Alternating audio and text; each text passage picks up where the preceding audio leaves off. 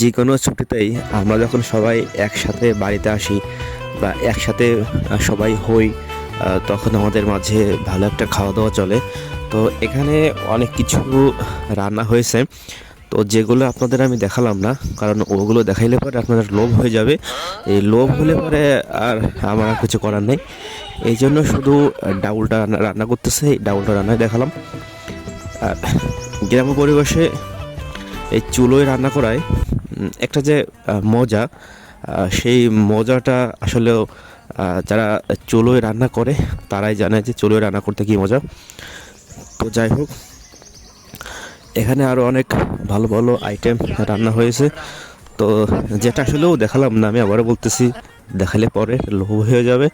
এই জন্য বিশেষ করে এই সজনা দিয়ে ডাউল রান্না করায় সবাই খুব খুশি। সবাই